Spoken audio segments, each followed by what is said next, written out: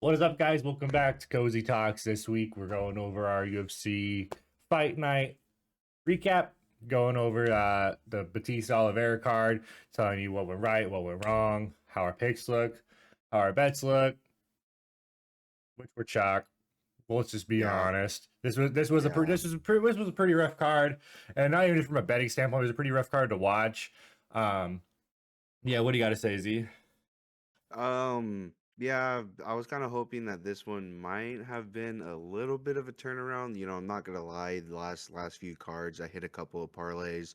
Kind of hoping we could do another one before we go on this week break, but like Joe just said, we got fucking chalked. I got chalked 100%. Um, It was really one fight that really chalked it, and we'll get into that in the yeah, recap.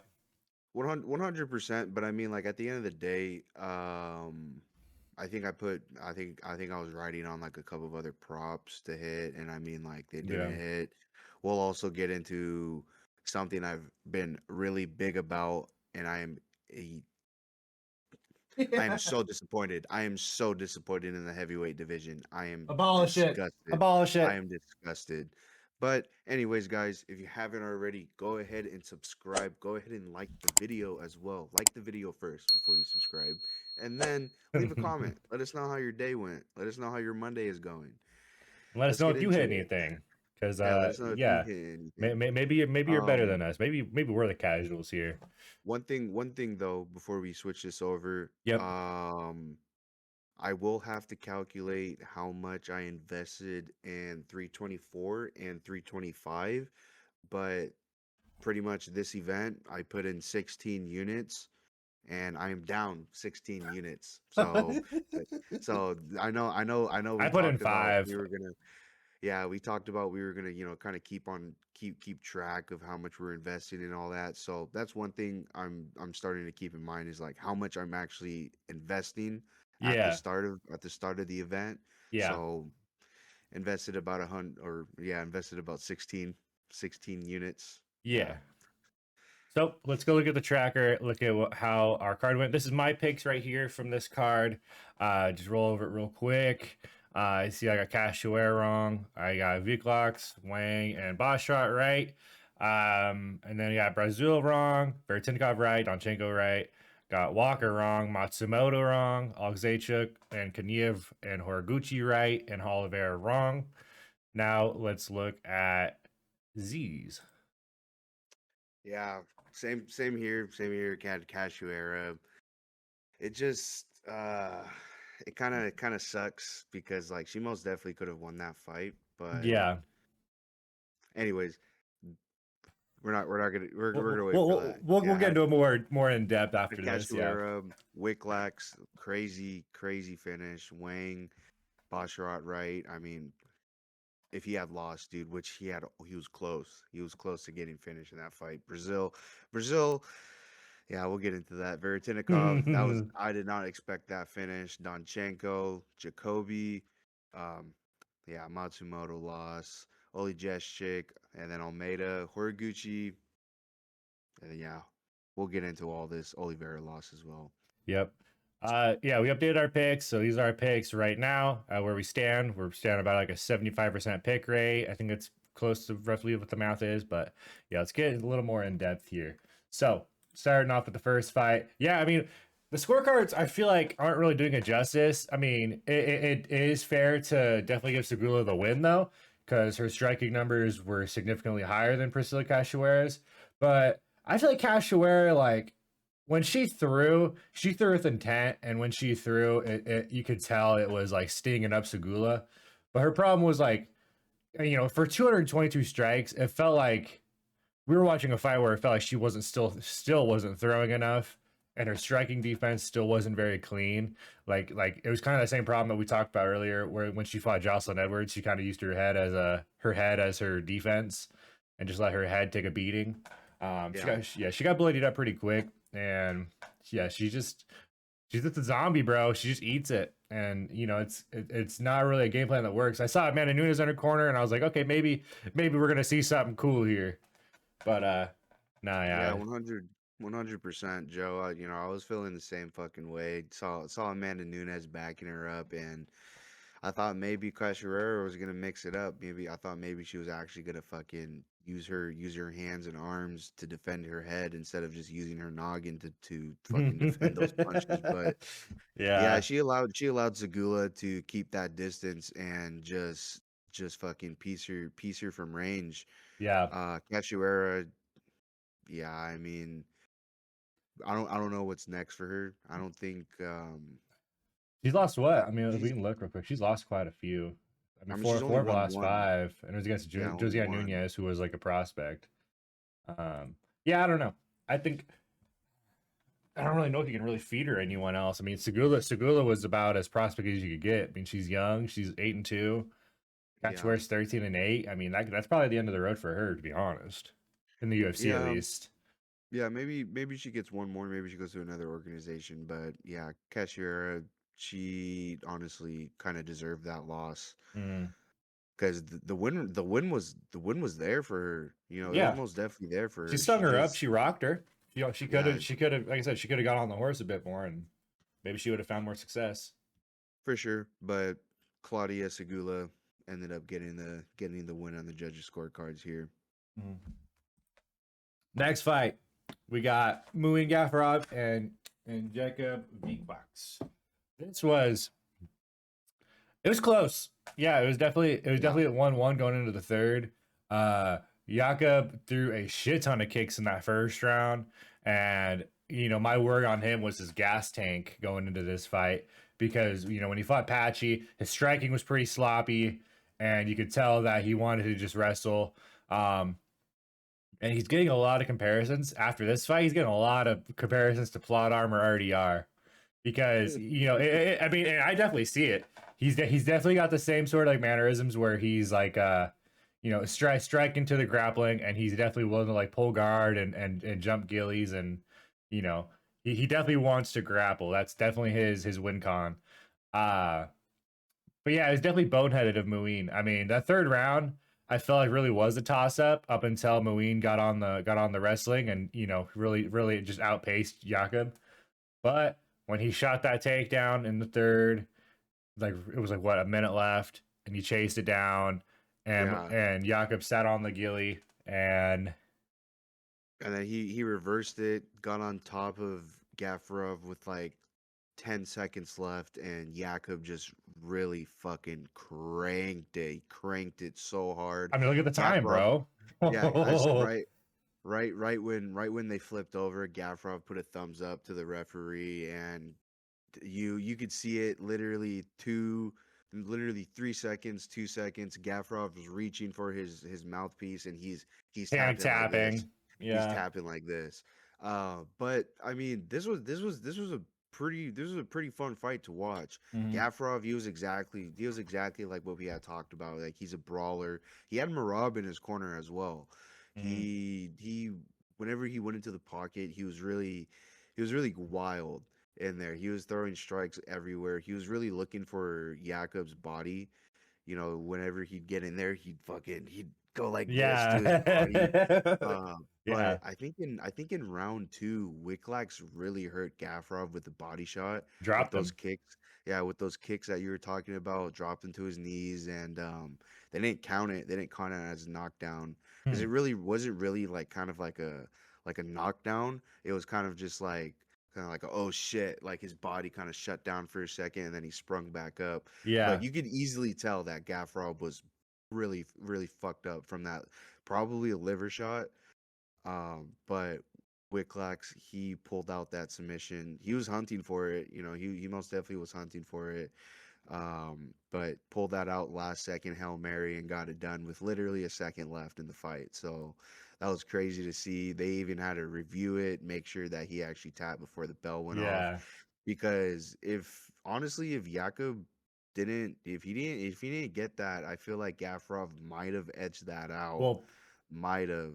apparently the scorecards even had it for Jakob. Oh, for sure. So it didn't even matter. But For sure. that's pretty wild, yeah. Because like from the eye test, it felt like Gavrov might have stole back that third. Um, Yeah. but again, this is another fight card that had some pretty questionable judging, which Hmm. leads us not into this fight. We'll get into it in a sec. Don't want to blow my load too early. But Wayne Kong. Well, a little bit in this fight. I mean, Oh, well, actually, yes, because of 30-27. That is correct. yeah, Yes. You can talk about this one, Z. I've been stealing the spotlight yeah, here. Sorry. yeah. We got in the third fight of the night, we had Wayne Khan versus Eduardo Mora. This fight started exactly like how we had talked about Wayne Khan kind of keeping that distance and choosing those really calculated shots. Um, did she end up dropping Mora in the first? I don't know if it was in the first or the second, but Uh, Kong did drop Mora. In the first round, you could argue maybe it was the that it first. was kind of yeah. In the first round, you could argue that it was kind of even for these two. But Mora ended up kind of taking the round back by by getting on Kong's back and controlling her on the ground. I think it was in round two, Eduardo Mora caught Kong Wang on the ground and she was on her back and locked up a nasty rear naked choke. A nasty, We thought that nasty was rear naked cooked. choke. And yeah, Kong Wang kind of just gave it up. She 100% just gave up her back so that she could work her way back up to her feet. And Eduardo Mora was oh she Yeah. was so close to putting her out because you could visibly see Wang's head get purple. You could Mm, see the forearms sink underneath her chin. That choke was there all day, but Kong Wang survived. She survived it, ended up taking more to decision. And like Joe was talking about, some of the questionable judging. A judge had this fight 30-27 for Wang Kong, which like I was talking about, you could argue that first round was kind of, I don't know. I want to give all three to Kong Wang, yeah. but Yeah. There's one, I think it was the second round where Moore literally like the whole round rode out control time yeah, on Wayne Kong. But I think that judge may have been trying to push get some striking with the grappling. Don't just sit and hug. But I mean, she like I said, she ripped that rear naked choke like at the end of the round, and Wayne Kong survived. So I mean, like you can score that however you want, but I still think 29-28 is a unanimous would have been a lot easier to do than try and be different and give a 30-27. Um, 100%. At the end of the day, though, did Kong Wang piece in Eduardo Mora? Yeah, she oh fucking yeah, did. oh She yeah, almost she almost she almost knocked her ass out as well. So the 30-27, is it valid? Maybe a smidge, maybe just a smidge, yeah. but Did you see who she I called don't know. out? I did not see who she called So out. backstage, it wasn't even on the mic. I don't remember if they gave her a Yeah, mic interview because or not. I don't They think they did. She called out Tracy Cortez. Oh, dude, Kill her, Wayne Gong, kill her. That'd be a fun fight.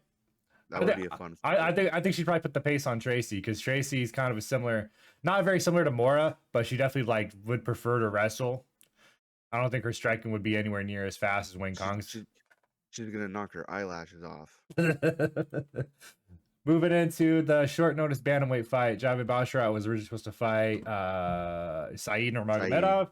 Now he gets Gianni Vasquez, who was Ricky Simone's training partner, who in the last fight knocked out Javid Bashrat. And this fight got scary for a second because we almost got to witness that again. It was almost like fucking watching Javid Bashrat's last fight. Yeah. You can cover this one, Susie. I'll be right back. All right. Well, yeah. I mean, at the start of the fight, Javid Bashrat, he looked semi clean. I mean, I think he even dropped Gianni. I think it was in the first round. I don't know if it was in the first or the second. But he ended up dropping Gianni. But out of nowhere, Gianni comes out of nowhere, and they didn't mark it as a knockdown, but pretty much hits Javid Bashrat with the same exact type of punch that Ricky Simone threw, and knocks him down, knocks him back, wobbles Bashra a little bit, and Gianni gets on the gas tank. I will say this though, before he did that, the way that Bashra knocked down Gianni was trying to throw that same type of hook, Mhm. that But overhand right hook, and Bashra just went in there and just fucking, I don't know if it was like a 1-2, but he hit Gianni when he was trying to come in like that and dropped him bad. Almost finished the fight, but Gianni was able to survive from that. and then kind of made it a tough fight for Basharat from then on out. Mm, Besides when it got to like the end of the third round, Basharat kind of ended up just bitching him towards the end. That real UFC experience ended up coming out towards the end of that fight. But at the end of the day, though, -800 favorite for that fight. yeah. Uh, no, I don't know. I don't know about that. Buddy almost got finished in that fight. Mm. Yeah, yeah. I mean, I think they're definitely gonna give Vasquez some more fun fights. I mean, he definitely looks promising. His striking's clean. He's got that like that infamous Mexican chin. Hard to really knock down. Like I said, Java did catch him a few times. Uh, and it's crazy they didn't score a knockdown. I think they might have just scored it a strip because yeah, he gave him I think he gave him like a front kick or something. He ate shit off of it. Um, Yeah, but yeah, Bosch, it's kind of disappointing because I felt like he in this one should have got a finish here. Johnny Vasquez did have some really good guard defense on his back. So I mean, he was pretty hard to really hold. He was really hard to hold down. I think that was Javed Basharat's struggle there. And when it was standing, it was like you got a guy who's got some pretty crisp boxing versus a guy who likes to kickbox and keep range. And it was a clash of very different styles. And yeah, I mean, it was a pretty close fight for the striking differential being 40 plus. It felt like this one was really really close. yeah, But yeah, pretty disappointing for Javid. I feel like he needed to do more, and if he didn't get the finish there, then it was kind of just like you're not really doing much for your spot here in the UFC. And as far as the rankings go, I mean, maybe they'll rebook him and Saeed because I feel like that is kind of the fight to make for those guys, kind of where they're at in their trajectory. They're both kind of low mid on the rankings. One of them's got to kind of get yeah. up in the bantamweight a bit. But moving on, this was the controversial one, in my opinion. This was one of the ones that was pretty frustrating, being on the side of Bruno Brazil, um, and it being unanimous on Kellen Souza. Get real. I mean, it felt like Herb Dean was having a hell of a time reffing this fight because every time Bruno Brazil kind of got on the horse a bit, she got fucking hugged hard against the cage. And literally, Souza threw zero fucking strikes on the side. She might have threw a couple knees to the thighs just to pepper and make it look like she's active, but it was just a fucking frustrating watch. And the reason I'm frustrated with the judging here is because of the inconsistency. We just saw someone give Kong Wang a 30-27, or give Kong Wang a 30-27 because they didn't like the inactivity with the grappling. Here we get unanimous 29-28 for Ketlin Souza. When you could argue Bruno Brazil probably won two of those rounds. I can't remember which rounds, but Bruno Brazil was definitely more in this fight. The first and the third. Yeah, she was definitely more in this fight, and yeah, it's just my problem with it is just the inconsistency. Like I can take a loss, whatever. I'll eat that on the chin. But like seeing inconsistency with the judging is really what gets me annoyed. Because Yeah, because it's like if you're gonna score it one way, if you're gonna be that guy who stands out and gives Kong Wing the 30-27 when she clearly got just outmatched for a whole round on the ground, like you gotta give the treatment here. Kellen Souza did nothing every time she had her against the cage for almost a whole round, and Bruno Brazil was working to get off the cage, but it's like it's just frustrating. Um, I'm not impressed with Souza yeah, whatsoever after this one. yeah. 100%. I mean, I don't know how many times I heard Herb Dean, clap his hands and say, "Come on, let's go work. You got to do something. Work, and work to improve. Work to improve." Yeah. And Caitlin Souza is just fucking leaning on her, holding Bruno Brazil's thigh, holding a single leg, just holding up against a cage. Yeah, that was. I think that's some of the things that sucks about the UFC is that we get inconsistent judging, and we get inconsistent referees Yeah. because there's been multiple fights that we have watched recently where it's like, why didn't you call it? That is 30 unanswered strikes. Why didn't you call it after that? You know, or like for example, in the Kong Wang fight, there was multiple times where the referee could have easily stepped in and called the fight off. Kong Wang by TKO, but they ended up letting it go. And I'm pretty sure there's a couple other fights that we'll see as Mhm. we get on. But yeah. That was yeah, I 100% agree with you. This was a disappointment to see. I mean, I did have Bruno Brazil winning this, and I did have money on Bruno Brazil, but it is kind of disappointing to see a fighter perform that way, and then they end up getting the win. So, but anyways, our next fight, Nikolai Veretennikov versus Nico Oh, Price. I was This I was impressed. this was impressive. This was impressive because I mean, especially after seeing Nikolai's last few fights, I mean, he got that TKO KO loss from Austin Vanderford, and then he went on and he won his last one, didn't he? By decision, Uh, Vertinikov. I remember him fighting Punahele Soriano and losing. Yeah, he lost Oh yeah, he lost by decision. yeah. But yeah, it's a good Well, bounce back yeah, spot for him. Nico Price, he's kind of one of those vets that are like you're kind of in the danger zone because he's one of those guys who you're not sure what you're gonna get. And that's kind of been the inconsistency in Nico Price's career. I mean, he's 16-10. You're either gonna get the guy who's got some very, very awkward striking and has been a problem for you guys, or you're gonna get the guy who's very hittable and has been finished a bunch. And that's kind of definitely the guy we yeah. saw tonight. He uh he got drummed along the side of the fence and he got knocked out standing and Hmm. had to get held up by the ref basically and told like, hey, fight's done, your ass got beat up. uh it was impressive for Veretinnikov though. It was definitely a good bounce back spot.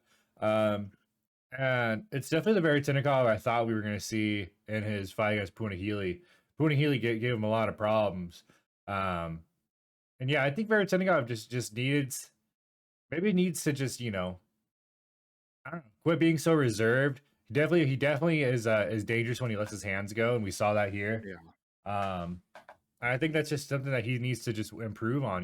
Just quit letting your opponent put the pace on you. Make sure you're being more assertive. And yeah, I mean Nico Price. I mean 16-10. I mean it's another one of those records that you're like why are we keeping guys like these in the UFC? These are the bottom feeders.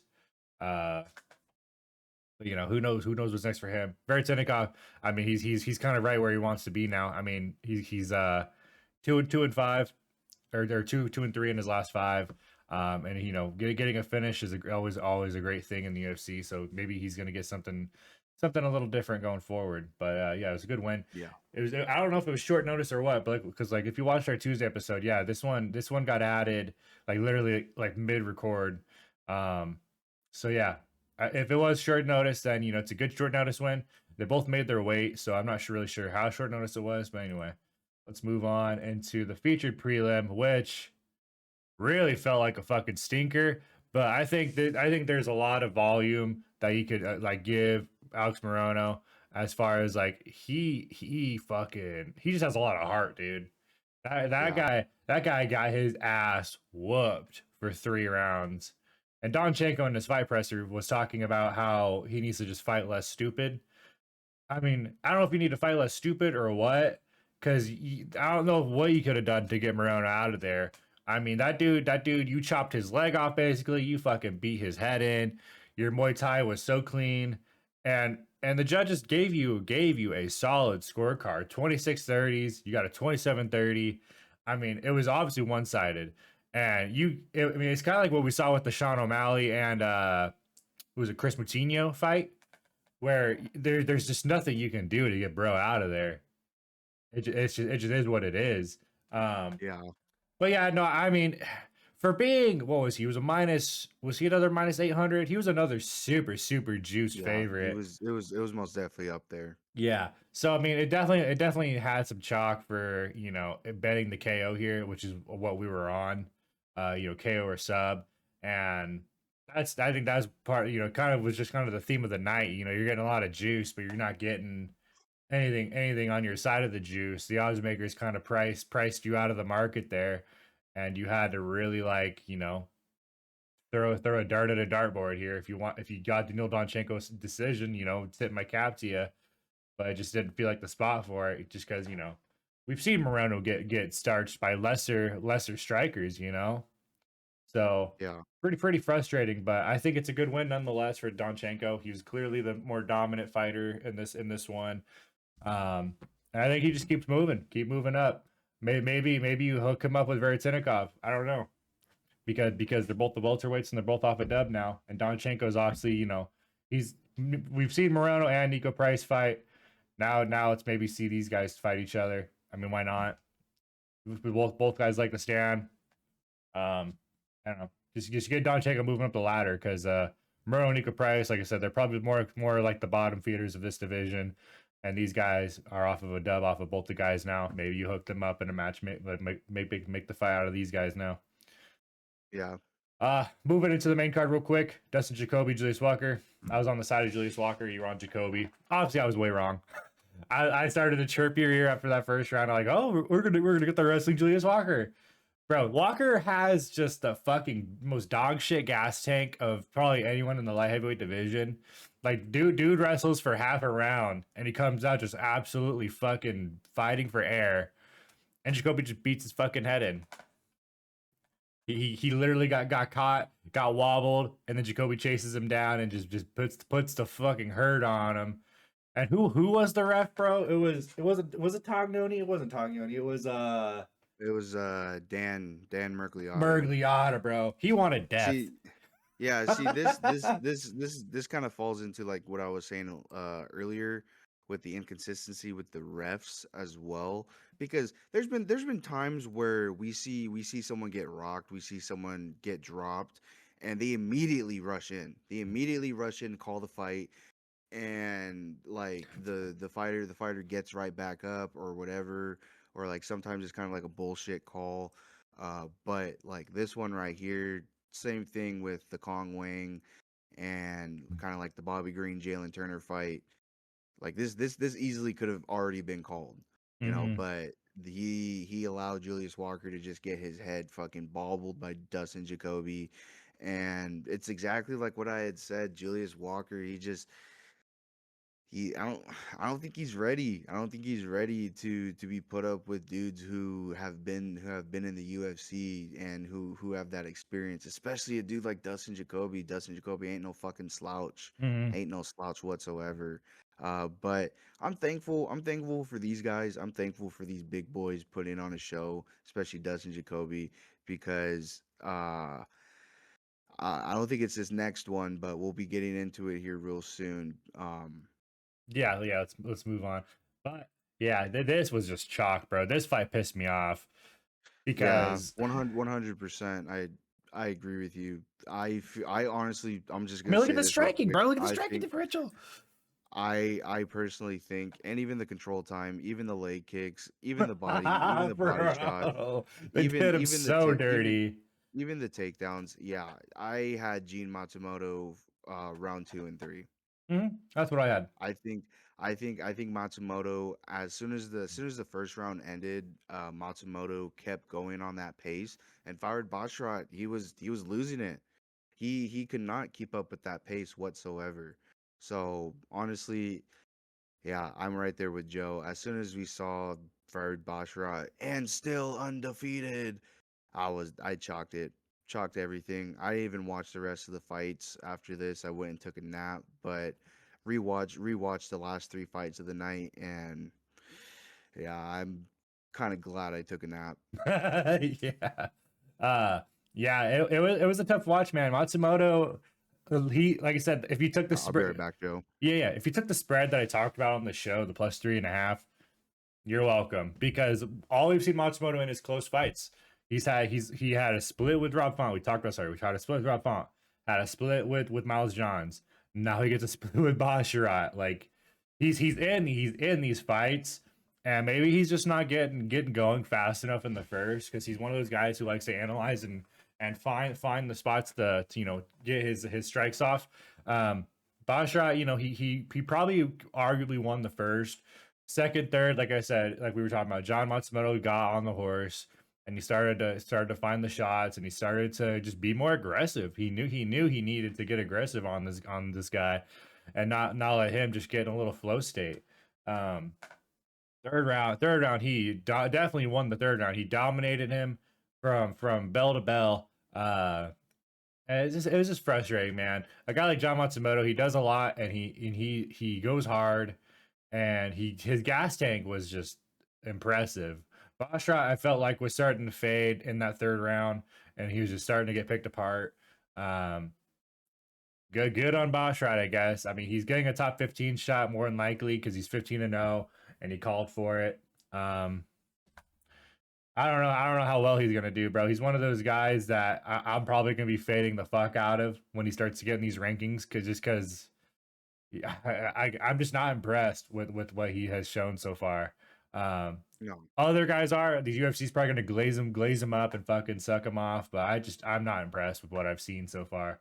Um, but yeah, the Bosch brothers, the Bash brothers. yeah. I will say this as well. After Farid Basharat won this fight, everybody fucking booed in the Apex. Oh Not yeah. one single fucking person cheered for this fight. Oh So yeah, yeah, yeah. No one was impressed. This one was a barn burner. Mikhail Zacic and Marc-Andre Barriot. The Mikhail KO I thought was free as fuck.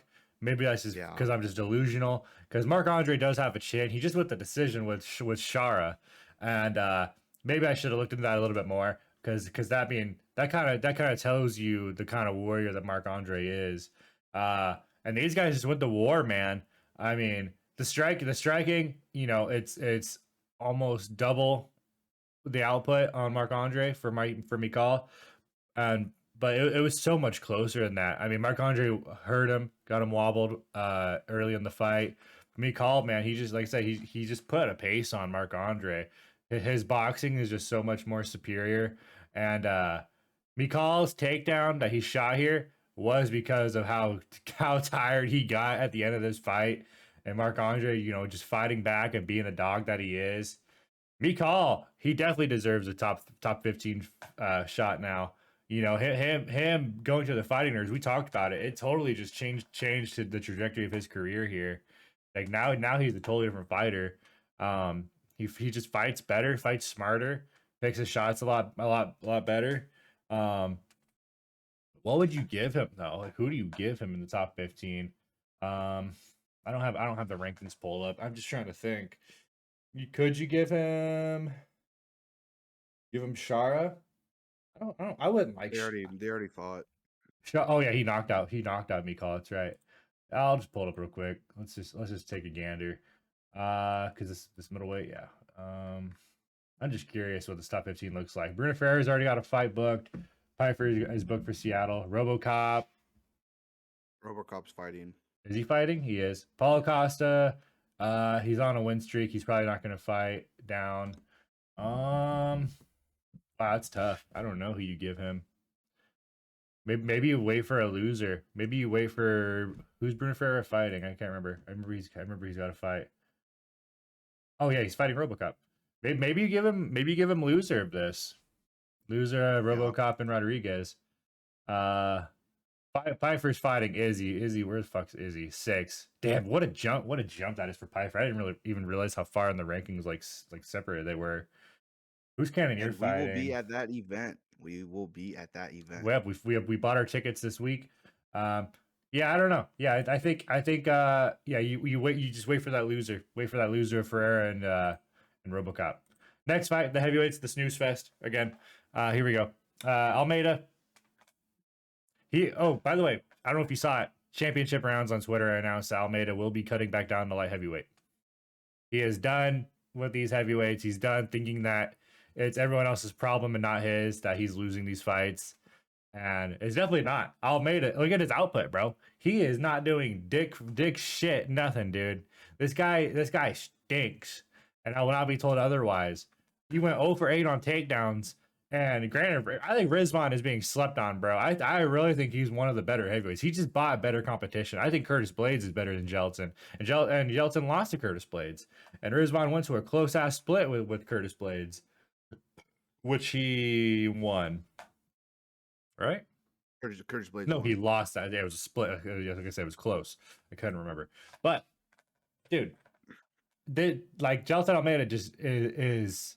This is the reason that we talk about heavyweight sucking and being just a shit division right now, because of guys like Almeida who make it a boring ass watch.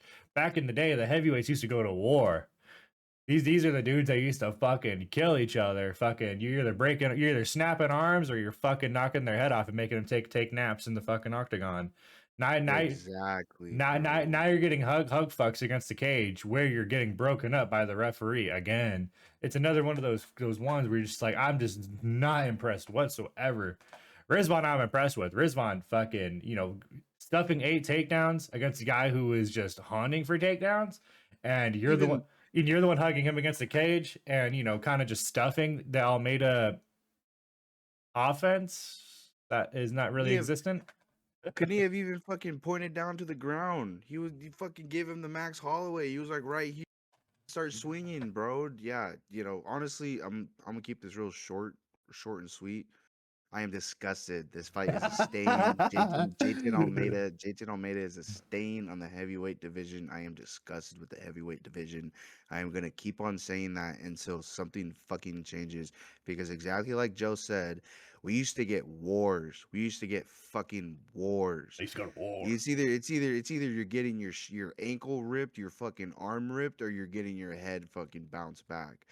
And I'm gonna keep on sticking with what I said. It was all because of Cyril Gahn. It's all because of Cyril Gahn. Cyril Gahn is John Jones 2.0, and he has stained the heavyweight division. What are you looking at? Am I tweaking? I thought Kniev was ranked, bro. I think he is, but they don't have this update. I don't think he is ranked. I don't think he is ranked Oh, because wow, he lost. dude. He lost to Curtis Blades, and then kept Oh, him unranked. And then even now Curtis that Blades he, #4, bro, and it was yeah, but I was then now close.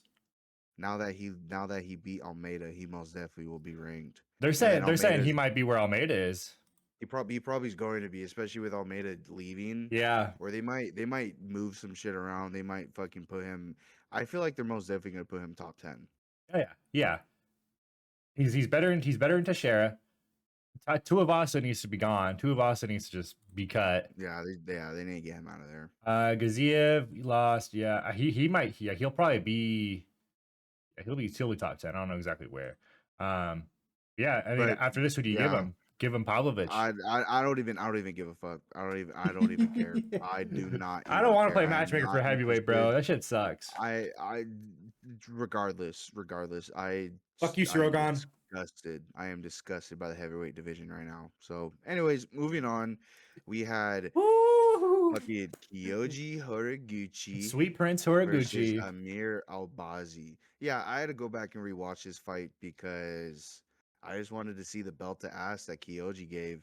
Really, just Give wanted him to the see the belt. belt to ass that he gave. So, and yeah, that's exactly what he fucking did. Amir Albazi, how the fuck are you even here? How are you here? Yeah. But I'm just kidding. I'm just kidding. Kyoji, man, Kyoji, he I'm most definitely glad that he came back to the Yeah. UFC God damn, because dude. I did not know who Kyoji was. I didn't know who Kyoji was at all. I think the first time I saw him fight was when he fought Tagir. Yeah. But then as soon as I found out who he was, he's an OG. He was around when fucking DJ was a champ. Lost to DJ, only fight he's lost in the UFC, and now he's on a winning streak, two in a row. Impressive I too, think bro. very very impressive, very impressive. I think everyone else in this division, in the flyweight division, should be fucking scared of Kyoji coming back because I feel like at this point for Kyoji, it's title run or nothing. Kyoji isn't here to participate in money making fights. He's not Yeah. here to fucking hang around. He is here to fucking claim that title and then hold it for as long as he can before he retires. Yeah. So I I would be scared if I was in that flyweight division. Joshua Van though, you better start gearing up, bro. Yeah. You better start gearing the fuck up, I dude. mean, Cause bro, I think Kyoji would probably roll over Van, to be honest with you. I mean, dude, Kyoji is just so fuck. He He's has it so all. He is fast. literally, yeah, he is so fast. He's like a little Japanese DJ. Hmm. Um, yeah, bro. I mean, we talked about it off air. I think Kyoji, if they don't give him title shot because they might be waiting on Pantoja to get healthy and do the Van Pantoja rematch, you give Kyoji Minnow Cop. If for those that don't Yeah, know, these yeah, guys fought in Ryzen and Kyoji beat Minnow Cop. And Mel Kopp just beat Brandon Royval, who Van beat to get on his shot to the title. It's kind of written in the stars, dude. That Kyoji Minnow Kopp rematch would feed families. My worry is obviously Minnow Kopp fucking pulling out because he's the pullout artist, and Kyoji's not here to waste time, like we talked, like Z just said. It is, you know, he is well in his prime. When he fought DJ, he was only 24. Like he was where Van was, but DJ is different than Pantoja. DJ was DJ, and you know where you were back in the day for UFC, it was like there was like your real fighters, and then there's your plumbers, like guys who just stink shit and they suck in the UFC, and they were just on the roster just because you know they were, I don't know, just a fighter. Yeah. It wasn't anything impressive back in the day, but seeing what we see now, we're like, wow. I think the Kyoji nowadays would probably give DJ a tough time, maybe, because obviously Kyoji was very underdeveloped back in the day. Yeah. To be, you know, getting rolled over twice by DJ, I mean that probably speaks volumes to just how much of a goat DJ was. Yeah. But I mean, you know, regardless though, regardless, if you really want to go back and like look at Kyoji's fights, he only lost to some of the dudes who were considered goats in their Yeah, organizations. Demetrius Johnson at the time at 2015. I mean, Demetrius Johnson and still is considered the greatest of all time. He fought Kaya Sakura and Ryzen when Kaya Sakura was considered one of the best over there. yeah, Fought Sergio Pettis in yeah, Bellator and yeah, Patchy, bro. and Patchy Mix in Bellator. Both of those fighters had fucking phenomenal careers in Bellator. So I mean, yeah, I think Kyoji's here, and he's most definitely gonna be coming for a fucking title fight near you. He's gonna Uh, most definitely gonna be on a pay-per-view. yeah, yeah. Albazi. I mean, we'll see you next year. I mean, the guy, like I said, the guy's just not active. We see him once a year, it feels like, and he's just, I don't know. He's gonna be dropping pretty Well, far, bro. yeah, like I was saying, and I mean, all in all, no true honest disrespect, but like,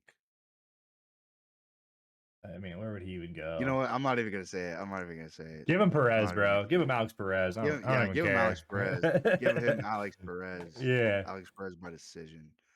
Let's wrap this up. Let's get into the main event here. Guys, if you haven't already, make sure you guys like this video. It's a recap, but we appreciate you guys if you are watching this recap. I mean, it's just what we do just to get our picks up there, let you guys get updated. For those that may have missed some fights, this kind of just goes over all the fights. So if if you watched most of it, but you want to find a fight that you didn't watch, this is where you go. You go to the recap. So we appreciate you guys' support. Let's get to this main event though and wrap this up for you guys. We got Mario Bautista, Vinicius Oliveira. It was a steamroll. Vinicius Oliveira all week has talked about how he's had a struggle cutting to this weight class. He says he walks around roughly like 170, 180 pounds, and this is obviously bantamweight. This is 135 pounds. You're losing a bunch of weight to come fight here, which tells me two things. One, you're trying to be a weight bully, and two, you're not where you're supposed to be, bro. Like bantamweight for you is not where you're supposed to be, and it was clear here. Batista is already stiff competition. We kind of talked about that Oliveira would need to fight his best fight to beat Batista. Um, and the power that Oliveira, we normally see Oliveira carry. We thought we might see that here, but it was non-existent, bro. Oliveira got wrestled for part of the first, and was gassed. Bro crawled to his corner and sat in his corner and was fucking just smoked. And then as soon as second rolled around, Buddy just got ragdolled. Buddy got ragdolled, and as soon as Batista locked up the choke, it was an instant panic tap. Like Oliveira knew he was just done. And then post fight, Bro comes out and says, "Yeah, I broke my arm in December, but I didn't pull out." What's your fucking problem, bro? I don't think your arm was the problem. Your arms had nothing to do with your lungs sucking. Yeah. You're just not, you're not supposed to be in bantamweight. You're probably going to be a great lightweight or a great featherweight. Cutting that 10 extra pounds won't suck you dry, Cause yeah, you're just not cut out for bantamweight, bro. You have a hard time cutting here. You already said going into this, you were already counting your days. You said I maybe got 2 more cuts in me for this. You know, this I got this one more, and then the title shot. It's like no, now you just lost pace, bro. Now you might as well just chalk it up and go up to featherweight or bantamweight or lightweight, dude. 100%. Because obviously, like, yeah, you're gonna obviously be stuck here for a bit. Yeah, because I mean, look at the top of the division. You have fucking dudes like you got dudes like fucking Jan. First of all, Jan is the fucking champ. Yeah. Marab is the fucking #1 contender. You have Umar. Your best chance if it would be if Sean O'Malley. Mhm. Sean O'Malley was your next fight, and then Sean O'Malley so happened to be the champion as well. That right there is how Vinicius Oliveira makes it out. Yeah. Because at the end of the day, you have Corey Sandhagen as well, who could fucking who can hang with dudes like Umar and Marab. Yeah. Well, maybe not Marab, but Maybe not. Um, but Mario already called out who he wants next. He wants well, Song Yadong actually called out Bautista. So that's probably in the works next, Bautista and Yadong. 2 guys with kind of similar styles, both guys who I mean, I would say Mario Bautista probably has a bit more of a wrestling edge over Song Yadong. Song Yadong we know carries a lot of power in his hands and kind of is more like the home run guy, kind of what Vinicius is, but you know, he's more of the healthy guy, more actually fucking ready for bantamweight success. Um, yeah, I'm sure we'll probably see it soon. Vinicius is probably going to move up, so I'm not super surprised with what we saw. But yeah, that's our quick recap for this fight night, guys. We appreciate it. It's an Apex card, and what we saw, the Apex was packed. I forgot to mention that the Apex was actually packed. Seeing how many fans were there, bro, makes you really want to go watch an Apex card this year. To be honest with you, and Z and I have talked about going to Vegas at some point, and I think an Apex card is probably in our future. yeah, dude, that would be awesome. It was most definitely pretty packed. I could most definitely feel the energy in that little event area or whatever the fucking arena room. I don't Yeah, know, yeah, but yeah, it would be really interesting because like even seen in the background, like they most definitely have a bunch of shit for fans and all that. But yeah, that'd most definitely be an idea for us. You know, yeah, maybe this year, maybe next year, hopefully yeah, somewhere down the road. But yeah, anyways, we appreciate you guys for watching our video, watching our content, staying in tune with what we got to say. You have a great day and yeah. catch us in our next video. Yeah. Just before we sign off, just so you guys know, no card this week for Valentine's Day Yep. weekend. Nothing going on, but we will be getting a video out for you guys as soon as possible for the Sean Strickland and Anthony Hernandez card, which will be the 21st, the next week. So stay cozy as always. Thank you guys for Stay cozy. watching. We'll see you guys in the next one. Peace.